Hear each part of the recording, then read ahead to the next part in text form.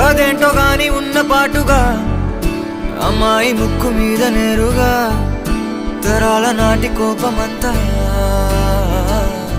ఏరుపేగా నాకంటూ ఒక్కరైనా లేరుగా నన్నంటుకున్న తారవేనువా నాకున్న చిన్ని లోకమంతని పిలుపేగా